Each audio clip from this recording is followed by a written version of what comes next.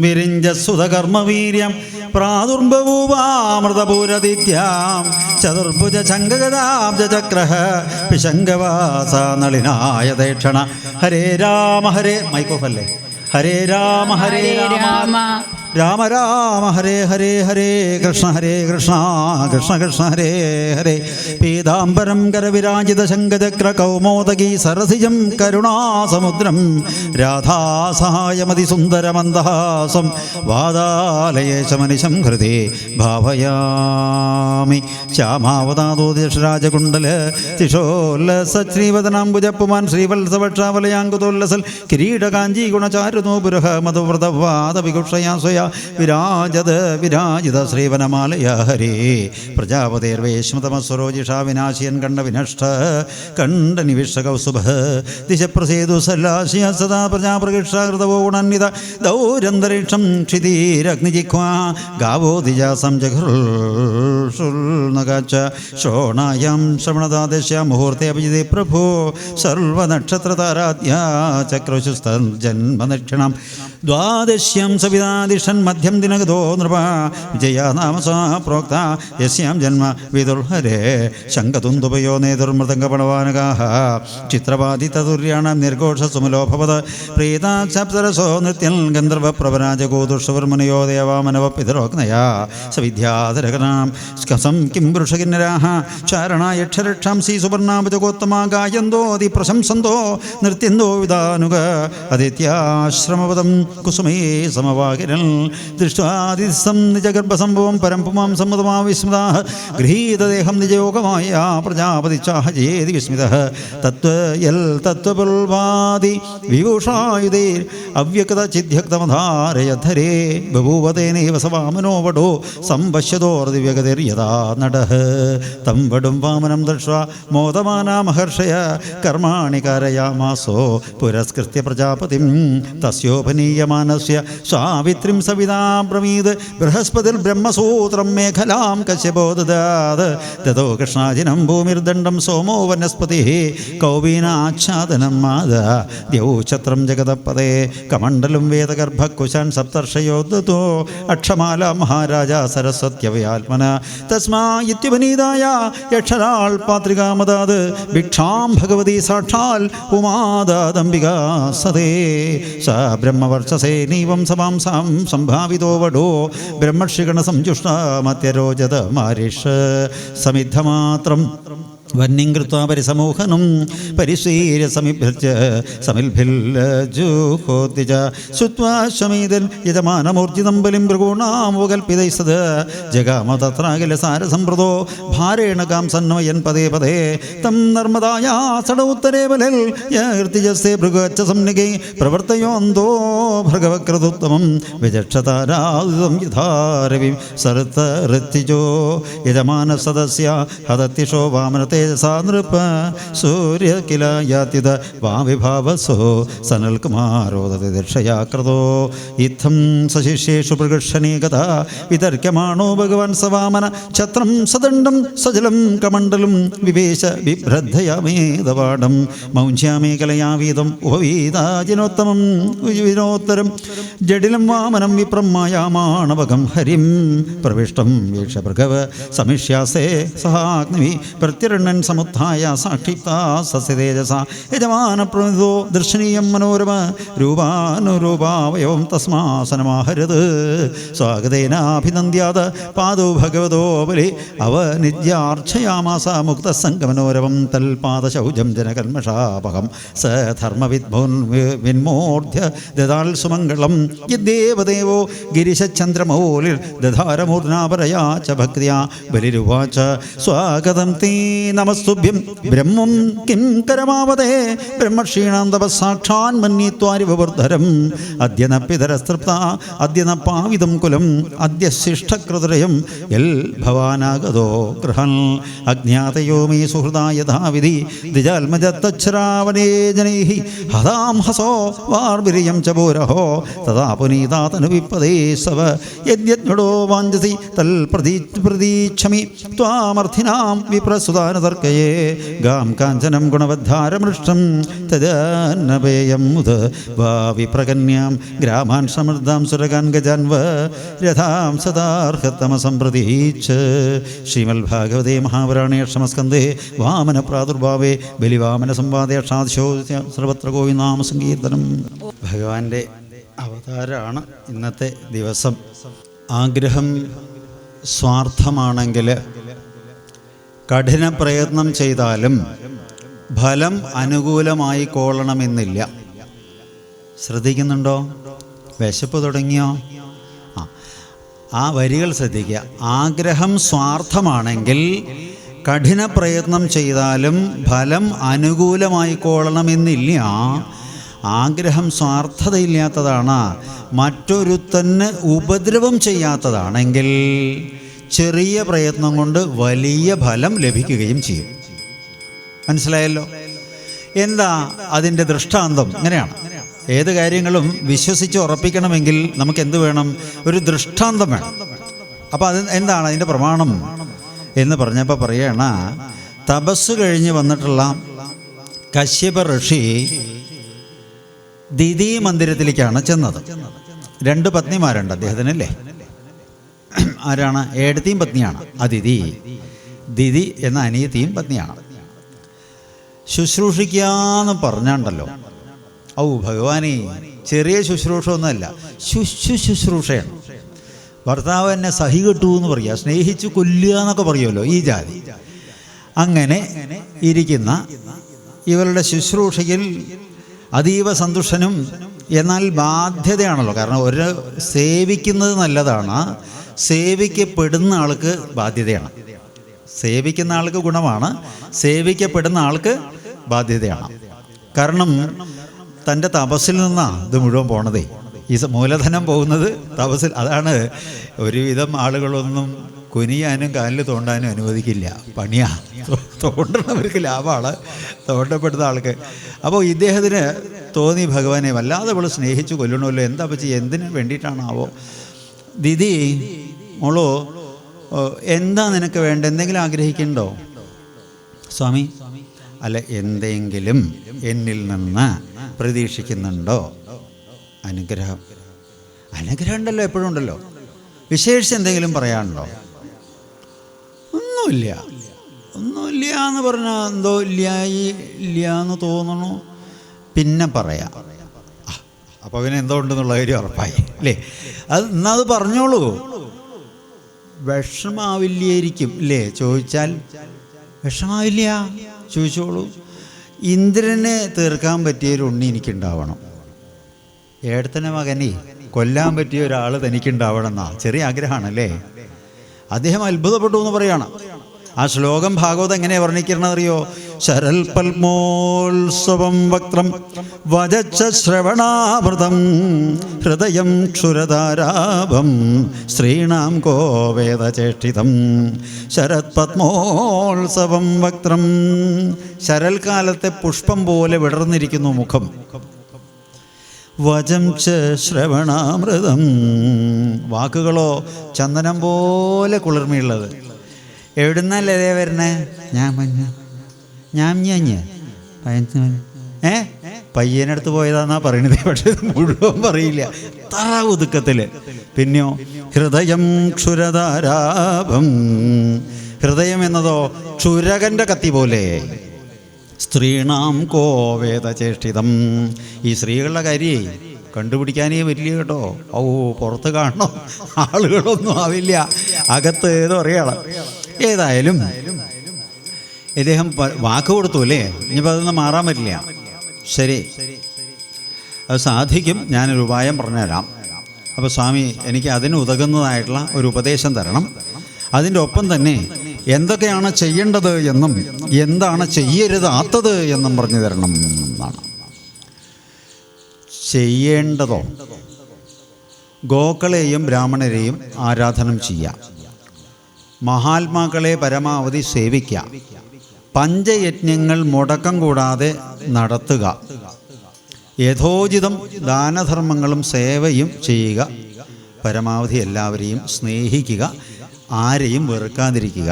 ഭഗവാൻ സത്യസായി ബാബ പറഞ്ഞത് മാതിരി love all, serve all and hate none. എല്ലാവരെയും സേവിക്കുക, എല്ലാവരെയും സ്നേഹിക്കുക, എല്ലാവരെയും സേവിക്കുക, ആരെയും വെറുക്കാതെ ഇരിക്കുക. ചെയ്യരുതാത്തത് അഥവാ അതെന്താ? രണ്ട് ഭാഗമാണ്. നുണ പറയരുത്. ഞെട്ടി എളുപ്പമല്ല. നുണ പറയാതിരിക്കുക എന്ന് പറഞ്ഞാൽ എളുപ്പമാണെന്ന് തോന്നുന്നുണ്ടോ? എളുപ്പമല്ല. പിന്നെയോ, മെഴുക്ക് തേച്ച കാലോടും ശരീരത്തോടും കൂടിയിട്ട് ഉറങ്ങരുത്. തൈലവും കുഴമ്പും ഇട്ടിട്ട് ഉറങ്ങാൻ പാടില്ല. നട്ടുച്ചയ്ക്കും സന്ധ്യയ്ക്കും തുളസി പറിക്കുക മുതലായിട്ടുള്ള കാര്യങ്ങൾ ചെയ്യരുത്. ഗോക്കളെ ഉപദ്രവിക്കരുത്. നിലത്ത് കിടന്നുറങ്ങണം ഇതാണ്. മറിച്ച് കട്ടിലും മറ്റ് സുഖസൗകര്യങ്ങളിലൊന്നും അങ്ങനെ അനുഭവിക്കാൻ പാടില്ല. ഭഗവാന് നിവേദിച്ച ഭക്ഷണമല്ല അത് കഴിക്കരുത്. നിവേദ്യശേഷം അതിഥി സൽക്കാരം ഭംഗിയായിട്ട് നിർവഹിച്ച് ദക്ഷിണ നൽകി അവരെ സന്തോഷിപ്പിച്ചിട്ട് തൃപ്തരാക്കിയിട്ട് വേണം വിടാൻ. ഇങ്ങനെയാണ് ഒരു ദിവസം പൂർത്തിയാക്കാൻ പാടുള്ളൂ. എഗ്രീഡ്. സന്ധ്യാവേളയിൽ ഉറങ്ങരുത്. സന്ധ്യാവേളയിൽ ഉറങ്ങരുത്. ശരി. ആ മന്ത്രം വാങ്ങിച്ചു, ആ മന്ത്രം അനുസന്ധാനം ചെയ്തു, ഭക്തി ശ്രദ്ധയോടുകൂടി കാലം കഴിച്ചു വന്നു. അവളുടെ ഉള്ളിൽ ആ ഗർഭം വന്നു. ഗർഭം ഭംഗിയായിട്ട് വളർന്നു. നല്ല പക്വത ആയി. ഒരു 5-6 മാസമൊക്കെ കഴിഞ്ഞപ്പോഴത്തേക്ക് ആ മന്ത്രഫലം കൊണ്ടും അദ്ദേഹത്തിൻ്റെ തേജസ്സോടുകൂടി ഉണ്ടായതായതുകൊണ്ടും ആ ഗർഭത്തിൻ്റെ പ്രഭാവം, ആ ശോഭ മൊത്തം പരന്നു എന്ന് പറയാണ്. ഏടത്തിയായിട്ടുള്ള അതിഥിക്ക് ഈ വിഷയം മനസ്സിലായി. ഇങ്ങനെ ഒരു പണി അനിയത്തി ഒപ്പിച്ചിട്ടുണ്ട് എന്ന് മനസ്സിലായി. ഇന്ദ്രൻ ഇങ്ങനെ ഷാളൊക്കെ ഇട്ടിട്ട് ഇങ്ങനെ മുടിയൊക്കെ ചുരുട്ടിട്ട് മൂപ്പർ അങ്ങനെ കുരുവി കൂടുമാതിരി മുടിയാക്കുന്ന ഒരു പരിപാടിയാണ്. എന്നിട്ടൊരു ഷുഷു എന്നൊരു ഷൂക്കംവിളിയൊക്കെ നടത്തൊക്കെ ഉണ്ട്. മൂപ്പർ പറഞ്ഞു, എടാ പൊട്ടാ, ഈ ഷൂക്കംവിളി വിളിച്ചിട്ട് ഇങ്ങനെ മുടി കുരുവി കൂടിയാക്കിയിട്ട് നടന്നിട്ടും കാര്യമില്ല. നിൻ്റെ ഇളയമയുടെ വയറ്റിൽ നിൻ്റെ ശത്രു ജനിച്ചിട്ടുണ്ട്, സൂക്ഷിച്ച് കൈകാര്യം ചെയ്തോളൂ എന്ന് പറഞ്ഞു അമ്മ. ഇത് കേട്ടപ്പോൾ അദ്ദേഹത്തിൻ്റെ ശൂളംവിളിയൊക്കെ നിന്നു. മനസ്സിലായില്ലേ? വസ്ത്രാലങ്കാരങ്ങളുടെ ശ്രദ്ധ കുറഞ്ഞു. ഉള്ളിൽ ആധിയായി, തീയായി. ഇനി തൻ്റെ ശത്രുവിനെ എങ്ങനെ ഇല്ലാതാക്കാമെന്നാണല്ലോ ചിന്ത. ഉടനെ അദ്ദേഹം സിദ്ധനാണ്. തൻ്റെ രൂപഭാവങ്ങളൊക്കെ മാറ്റിയിട്ട് ഒരു കൊച്ചു ബ്രാഹ്മണക്കുട്ടറെ വേഷം സ്വീകരിച്ച് നേരെ ഇളയമ്മയുടെ വീട്ടിൽ ചെന്നു. അമ്മേ, ഞാൻ ആരും ഇല്ലാത്തൊരു ആളാണ്, ഒറ്റപ്പെട്ട കഴിഞ്ഞുകൂടെയാണ്. എന്തെങ്കിലും ഒരു പണി എനിക്കിവിടെ തരുമോ? ശമ്പളമൊന്നും വേണമെന്നില്ല, എന്തെങ്കിലും കഴിക്കാൻ തന്നാൽ മതി എന്ന് പറഞ്ഞു. അങ്ങനെ കൂലി കൊടുക്കാതെ, കൂലി വേണ്ടാതെ ശാപ്പാട് മാത്രമായിട്ട് ഒരാളെ പണിക്ക് കിട്ടുക എന്ന് പറഞ്ഞാൽ നല്ലൊരു ഭാഗ്യമാണ് അല്ലേ? പക്ഷേ എന്തുകൊണ്ട് അങ്ങനെ ഒരു ഓഫർ വയ്ക്കണം? ഇതിൻ്റെ പിന്നിൽ വല്ല ചതി ഉണ്ടാവുമോ? അങ്ങനെയാണ്. വലിയ പരസ്യങ്ങളിൽ വലിയ ചതികൾ ഒളിഞ്ഞിരിക്കുന്നുണ്ടാവും. അപ്പോൾ ഞാൻ ഒന്ന് ആലോചിച്ചു, കാഴ്ചയിൽ അങ്ങനെ ഒരു കപടനായിട്ടൊന്നും തോന്നില്ല. ഒരു സാധു കുട്ടിയല്ലേ, പാവം ശരാ കുട്ടി. ഇവിടെ ഇപ്പം അങ്ങനെ പണിക്കാരുടെ ആവശ്യമൊന്നുമില്ല. കേശവൻ കറക്കാൻ വരും. അപ്പോൾ എന്തെങ്കിലും വേണമെങ്കിൽ പിന്നെ കാടിവെള്ളം ഉണ്ടാക്കാനോ പിടിക്കാനോ ചൂടാക്കാനോ ഒക്കെ വേണമെങ്കിൽ സഹായിച്ചോളൂ. തൊഴുത്തിൻ്റെ സൈഡിൽ ഒരു മുറിയുണ്ട്, അവിടെ ഒരു പടി ബെഞ്ചുണ്ട്, പടിക്കട്ടിലുണ്ട്, അവിടെ കിടക്കാം കിട്ടുമോ? ഓ, കുട്ടി അവിടെ കൂടി. അധികം വൈകാതെ വൃത്തി കൊണ്ടും പെരുമാറ്റ ഗുണം കൊണ്ടും കറവക്കാരനോടും ഇഷ്ടമായി. ഈ അമ്മയ്ക്കും ഒരു താല്പര്യം തോന്നി അവനോട്. കുറച്ച് കഴിഞ്ഞപ്പോൾ വിളിച്ചു, കുട്ടി ഇവിടെ വരുമോ? കിടത്തമൊക്കെ സുഖാവുണ്ടോ? അമ്മേ, നീയേ 1-2 സാധനങ്ങൾ എനിക്ക് അങ്ങാടിയിൽ നിന്ന് വാങ്ങിയിട്ട് വരുമോ? അങ്ങാടി പറഞ്ഞയച്ചു. അങ്ങാടി പോയിട്ട് സാധനങ്ങൾ വാങ്ങിച്ച് സത്യസന്ധമായിട്ട് കൃത്യമായിട്ട് അതിൻ്റെ ബാക്കി കൊടുത്തു. അങ്ങനെയാണ്. 100 രൂപയുടെ നോട്ട് കൊടുത്തിട്ട് അമ്മ പറയും, ഞാൻ 50 അല്ലേ തന്ന്. അല്ല, അമ്മയ്ക്ക് മറന്നതാവും 100 തന്ന്. അത് പരീക്ഷണ കേട്ടോ, ടെസ്റ്റിങ്ങാ. കാരണം ദുരുപയോഗം ചെയ്യണുണ്ടോ എന്നാണ് പരിശോധന. ഇല്ല, സത്യസന്ധനാണ്. കാരണം ഈ സത്യം എന്നത് എളുപ്പമല്ല കേട്ടോ. അത് വലിയൊരു ഗുണമാണ്. എന്തും വാങ്ങിക്കാൻ പറ്റും, സംസ്കാരവും സത്യവും വാങ്ങിക്കാൻ പറ്റില്ല. ഏതായാലും അതിൽ വിജയിച്ചു. അപ്പോൾ കാരുണ്യം ഒന്നുകൂടി. മോനോ, ഒരു കാര്യം ചെയ്തോപ്പേ, തൊഴുത്തിൽ കിടക്കണ്ട, ഇവിടെ അങ്ങോട്ട് സിറ്റ് ഔട്ടിൽ കിടന്നോളൂ കേട്ടോ. പ്രൊമോഷനായി കേട്ടോ. തൊഴുത്തു നിന്ന് എവിടേക്കായി? സിറ്റ് ഔട്ടിലേക്കായി. കുറച്ച് ദിവസം കഴിഞ്ഞു. വീണ്ടും അകത്ത ചില കാര്യങ്ങളിലും കൂടി ഇവനെ ഉപയോഗപ്പെടുത്താൻ തുടങ്ങി. വൃത്തിയുണ്ട്, സത്യമുണ്ട്. പിന്നെ ഇപ്പം എന്താ വേണ്ടത്? ഉണ്ണി, ഇങ്ങോട്ട് ഹാളിലേക്ക് കിടന്നോളൂ കേട്ടോ. ഹാളിലേക്ക് കിടന്നു. കുറച്ച് കഴിഞ്ഞപ്പോൾ എന്തായി? കൊച്ചമ്മയെ മുതലാളിയമ്മയെ ഒന്നും വിളിക്കണ്ട, അമ്മയെന്ന് വിളിച്ചാൽ മതി കേട്ടോ. നിൻ്റെ പ്രായമുള്ളൊരു മകനൊക്കെ ആവാനുള്ള പ്രായം എനിക്കുണ്ട്. എന്നെ കണ്ടാൽ തോന്നില്ലെങ്കിലും നിൻ്റെ പ്രായമുള്ളൊരു മകനാവാനുള്ള ആ ഒരു പ്രായമൊക്കെ എനിക്കുണ്ട് എന്ന് പറഞ്ഞു. അപ്പോഴേക്കും ഗർഭം നന്നായിട്ട് വളർന്നു വന്നു. 8 മാസം കഴിഞ്ഞ് 9 ഒക്കെ ആവണോ, കൈയും കാലും കടയുക. വല്ലാത്തൊരു വിഷമം കേട്ടോ. ഇരുന്നാൽ കിടക്കാൻ തോന്നും, കിടന്നാൽ ഇരിക്കാൻ തോന്നും. സപ്താഹത്തിനൊക്കെ വിളിച്ചാലും ചുമര ഒഴിവുണ്ടാവുമോ എന്നാണ് ചോദിക്കുക, ചാരി ഇരിക്കാനേ. കാരണം എന്താ വെച്ചാൽ ഇതിങ്ങനെ കുത്തി നാർത്തി വയ്ക്കുക എളുപ്പമല്ല. അങ്ങനെയാണ്. ഏതായാലും അമ്മയ്ക്ക് എന്താ പറ്റിയത്? ഇടയ്ക്കിടയ്ക്ക് ഇങ്ങനെ ദേവദത്തൻ അനുഗ്രഹിക്കുക. ദേവദത്തൻ 10 വായിക്കൊള്ള ഒരാളാണ്. എറ്റിന സ്ഥലത്ത് ധാരാളം ഉണ്ടാവും. എന്താ അത്? കൊട്ടുവായ. കൈയും കാലും കടയണമുണ്ട്. ഇപ്പോൾ അമ്മയ്ക്ക് കാല് കടയുണ്ടോ എന്താ അറിയില്ല, കുട്ടിയെ മുട്ടെന്ന് കേൾപ്പെട്ടു വല്ലാത്തൊരു കടച്ചില്ല. അപ്പോൾ പറഞ്ഞു അമ്മ അതെന്താ അറിയോ, ഈ തവിടപ്പം കഴിച്ചാൽ മതി, അവിലൊക്കെ ഇടയ്ക്ക് കഴിക്കുക. തവിടുള്ള ആഹാരം കഴിച്ചു കഴിഞ്ഞാണ്ടല്ലോ വിഷ്കമ്പം ഉണ്ടാവില്ല, മസിൽ കയറ്റുണ്ടാവണത് എന്തുകൊണ്ടാണ്? ഫൈബർ കുറഞ്ഞിട്ടാ. ഏതായാലും അമ്മ ഒരു കാര്യം ചെയ്യൂ, ഞാൻ വഴിയുണ്ടാക്കാം. സഹചരാതി ഉണ്ടോ അവിടെ? എനിക്ക് നിശ്ചയില്ല, എൻ്റെ കുട്ടി നോക്കിക്കോളൂ എന്ന് പറഞ്ഞു. ഏതായാലും എൻ്റെ കുട്ടീന്നായി കേട്ടോ. അപ്പോഴേക്കും ഒന്നുകൂടി സ്വാധീനമായി. സഹചരാതി കുഴമ്പുണ്ട്. സഹചരാതി എന്നാട്ടോ, കൂടെ ചരിക്കുന്നത് എന്നാണ്. ബ്ലഡ് സർക്കുലേഷന് വളരെ പറ്റിയ കുഴമ്പാണ് സഹചരാതി. കർപ്പൂരം കൂട്ടിക്കഴിഞ്ഞാൽ കാഞ്ഞു പിടിക്കും മൂപ്പര്. കർപ്പൂരം കൂടി കൂട്ടി ഈ കുഴമ്പൊക്കെ ഒന്ന് ചൂടാക്കണത് നല്ലതാണ്. കുടലെടുത്ത് അതിനെ ഒന്ന് അടുപ്പത്തൊന്ന് കാട്ടി ചൂടാക്കിയിട്ട് നേരെ ചെന്നു. 5:30, 5:45, 6 മണിയായി. ഇതൊക്കെ ആയപ്പെടുത്തി കേട്ടോ. അമ്മേ എന്നാ പിന്നെ മുണ്ടൊന്ന് മുകളിലേക്ക് കയറ്റിക്കോളൂ, മുട്ടെന്ന് കേൾപ്പിട്ട് ഞാൻ തടവി തരാമെന്ന് പറഞ്ഞു. പാവം. അങ്ങനെ മുട്ടെന്ന് കേൾപ്പിട്ട് ആ എണ്ണയിട്ടിട്ട് ഇങ്ങനെ തടവി. സിദ്ധനാണല്ലോ, ആ മസാജിൻ്റെ ആ സുഖം കൊണ്ട് എന്തായി 6:15 ആയപ്പോഴത്തേക്ക് സുഖമായിട്ട് തെറ്റിച്ചു അല്ലേ. എന്താ സന്ധ്യാവന്ദനം മുടക്കാൻ പാടില്ല, മെഴുക്ക് തേച്ച ശരീരത്തോടു കൂടിയിട്ട് ഉറങ്ങാൻ പാടില്ല. അപ്പോൾ സന്ധ്യാവന്ദനവും മുടങ്ങി, മെഴുക്ക് തേച്ച കാലമായിട്ട് ഉറങ്ങുകയും ചെയ്തു. ഇദ്ദേഹം എന്ത് അറിയോ, കൃശപാണി ആയിക്കൊണ്ട്, കൃശശരീരി ആയിക്കൊണ്ട് ഗർഭാവസ്ഥയിലേക്ക് ആ അകത്തേക്ക് വയറ്റിലേക്ക് പ്രവേശിച്ച് ആ ഗർഭപിണ്ഡ ആ കുഞ്ഞിനെ കഷ്ണാക്കി, 7 കഷ്ണാക്കി. നിലവിളിച്ചപ്പോൾ പുറത്ത് ശബ്ദം കേൾക്കാതിരിക്കാൻ വേണ്ടി മാരുത ചുപ്പുരഹോ മിണ്ടരുത്. അതിനെ വീണ്ടും തോന്നി, ഇത് തേജസ് കണ്ടപ്പോൾ അതിനെ വീണ്ടും അങ്ങനെ 49 പീസാക്കി. 7 49 പീസാക്കി. ഗർഭം സ്രവിച്ചു. പുറത്തു വന്നപ്പോൾ ഈ സ്രവിച്ച ഈ മാംസകഷ്ണങ്ങൾ കണ്ടപ്പോൾ സങ്കടം തോന്നി. ഞാൻ ചെയ്തത് ഇത്തിരി കടുങ്കയ്യായി എന്ന് തോന്നി. ഇദ്ദേഹം എന്ത് ചെയ്തറിയോ, അമൃതം എടുത്തിട്ട് ഇതിലേക്ക് അങ്ങോട്ട് വെതറി. അമൃതം വെതറിയപ്പോൾ ഇവർക്കൊക്കെ ജീവൻ കിട്ടിയെന്നാണ്. അങ്ങനെ 49 മരുത്തുക്കൾ, വായുക്കൾ ഉണ്ടായി എന്നാണ്. ആ ഉണർന്ന നോക്കിയപ്പോൾ തൻ്റെ ഗർഭം സ്രവിച്ചതായിട്ടും ഇന്ദിനെ സഖാക്കളായിട്ട് പെരുമാറിയതായിട്ടുള്ള ആ ഒരു അനുഭവം യമയ്ക്കുണ്ടായി. ആണേ ദേഷ്യം വന്ന യമ ശാപിച്ചു. ഈ ഗർഭദുഃഖം ഞാൻ അനുഭവിച്ചത് നീ എൻ്റെ മൂത്താവറിൻ്റെ കാര്യമില്ല, ഇതിൻ്റെ 7 ഇരട്ടി അനുഭവം നടക്കു വരും കേട്ടോ. പുത്രദുഃഖം അനുഭവിക്കാൻ ഇടവരട്ടെ എന്ന് അനിയത്തിയുടെ വക ഒരു ശാപമൊക്കെ എടുത്തേക്ക് കൊടുത്തു എന്ന് പറയാണ്. അതവിടെ അങ്ങനെ കിടക്കണു. ഇനി ചെറിയ പ്രയത്നം കൊണ്ട് എന്താണ് വലിയ ഫലം എന്നാണെങ്കിൽ, തപസ് കഴിഞ്ഞിട്ടുള്ള കശ്യപൻ ഇക്കുറി വന്നത് എവിടേക്കാണ്? അതിഥി മന്ദിരത്തിലേക്കാണ്. അയമങ്ങനെ ഭഗവാനെ ഇന്നിപ്പോൾ എന്ത് പായസമാണാവോ, ഇന്നലെ പൊക്കോട കിട്ടി, ഇന്നിപ്പോൾ എന്താണാവോ നാരായണേട്ടൻ ഉണ്ടാക്കണം എന്നൊക്കെ ഇങ്ങനെ ആലോചിച്ച് ഇങ്ങനെ സപ്താഹം കേൾക്കണവർ ഇരിക്കില്ലേ, ഇതേമാതിരി ഇങ്ങനെ ഒരു കാഞ്ഞ ഇരുത്തിരിക്കുക.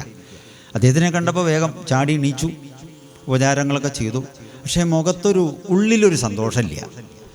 ഉള്ളിൽ സന്തോഷമില്ലെങ്കിൽ പുറത്തും അത് പ്രകടമാവുമല്ലോ. അദ്ദേഹം ചോദിച്ചു, എന്താ അതിഥി ഒരു മുഖത്തൊരു പ്രസാദമില്ലാത്തത്? പഞ്ചയജ്ഞങ്ങൾ മുടക്കിയോ? ഇല്ല.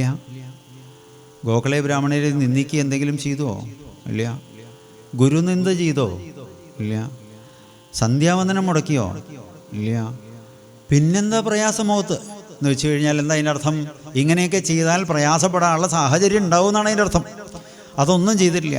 പിന്നെന്താ പ്രയാസം പറയൂ? സ്വാമി, മക്കളൊന്നും നല്ലൊരു നിലയിലല്ലെങ്കിൽ ഏത് അമ്മയ്ക്ക് ആ സന്തോഷം ഉണ്ടാവുക? അങ്ങനെയാണല്ലേ. മക്കളൊന്നും തന്നില്ല എന്ന് തന്നെ വെക്കുക, പക്ഷേ അവർ നന്നായിരിക്കണമെന്ന് കേട്ടാലൊരു സന്തോഷമാണ്. എന്തെങ്കിലും ഒരു പ്രയാസം അവർക്കുണ്ട് എന്ന് പറഞ്ഞാൽ അമ്മമാർക്ക് ആഹാരം ഇറങ്ങുമോ? ഇല്ലേ? ഇന്ന് 2 ഐറ്റം പായസം വേണം കുട്ടി, എന്തേ എൻ്റെ മകൻ വീണ് കിടക്കുക കോണിക്കുപടിയിൽ നിന്ന്, അങ്ങനെ ചെയ്യുമോ? ആഹാരം ഇറങ്ങില്ല എന്ന് പറയാണ്. ഏതായാലും ഇദ്ദേഹത്തിന് മനസ്സിലായി, വിഷമിക്കണ്ട, കാലം അനുകൂലമാണ്. ഞാനൊരു മന്ത്രോപദേശം ചെയ്യാം. ഫാൽഗുനമാസം, ഫാൽഗുനം എന്ന് പറഞ്ഞാൽ മീനമാസം, അമാവാസി കഴിഞ്ഞ പിറ്റേനാൾ മുതൽ കൊണ്ട്, അമാവാസി നല്ല തിഥിയാണ് കേട്ടോ, സാധകന്മാർക്ക് സാധനാനുഷ്ഠാനങ്ങൾക്ക് പറ്റിയ തിഥിയാണ് അമാവാസി. അത് കഴിഞ്ഞാൽ പിറ്റേ ദിവസം പ്രഥമ ആണ്.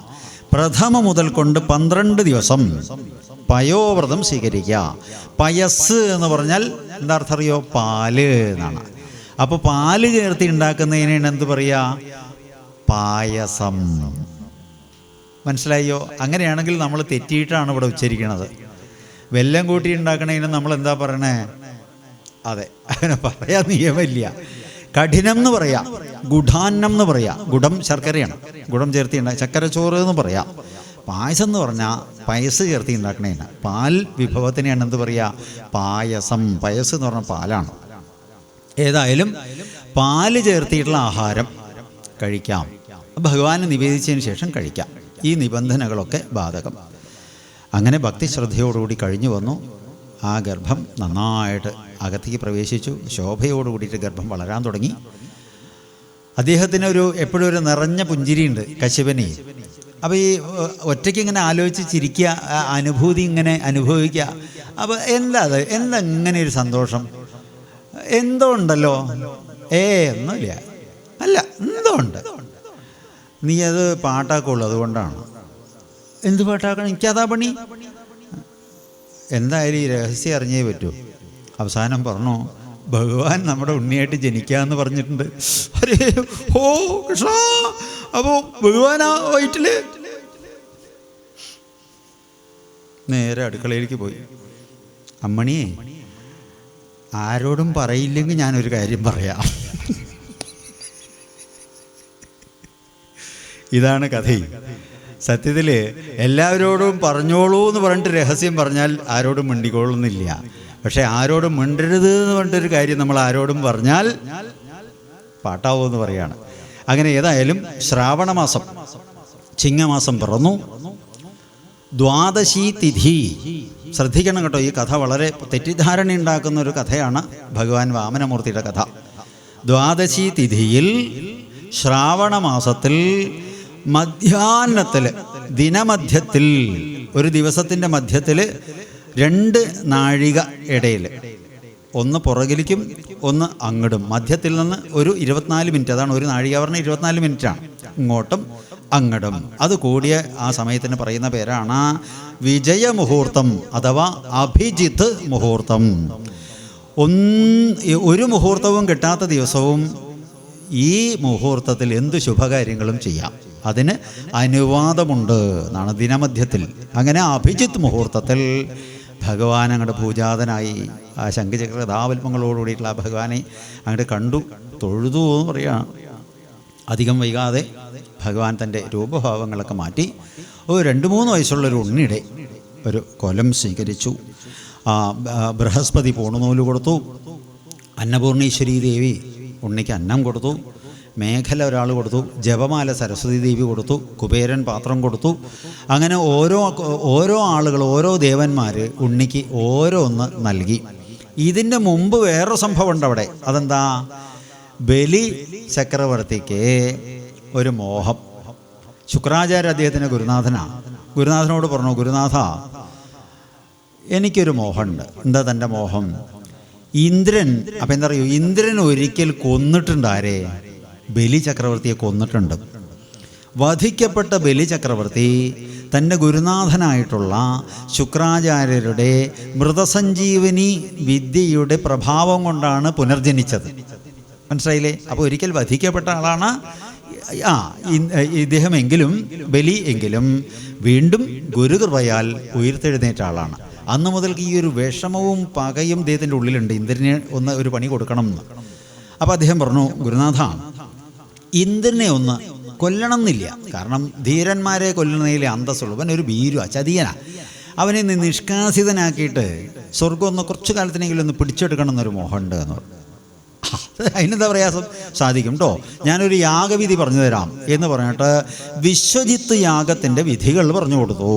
അപ്പം അങ്ങ് തന്നെ ആചാരനായിട്ട് ഇരുന്ന് നടത്തി തരണം എന്ന് പറഞ്ഞു. അങ്ങനെ അതിഗംഭീരമായിട്ട് വിശ്വജിത്ത് യാഗം നടത്തി എന്നാണ്.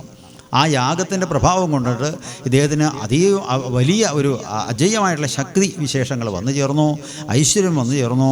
അനായാസേന ഇന്ദ്രനെ യുദ്ധത്തിൽ പരാജിതനാക്കിക്കൊണ്ട് സ്വർഗം കരസ്ഥമാക്കി ആര്?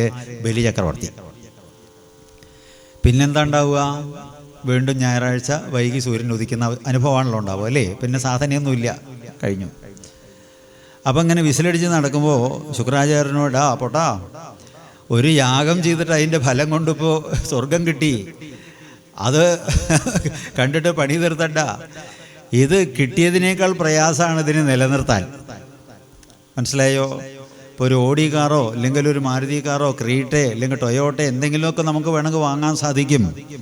പക്ഷേ അതിൻ്റെ ടാക്സും ഇൻഷുറൻസും കാര്യങ്ങളും ഒക്കെ ആയിട്ട് ഈ സാധനം അടിച്ചിട്ട് അതിനെ കൊണ്ട് നടക്കുക എന്ന് പറഞ്ഞാൽ എളുപ്പമല്ല.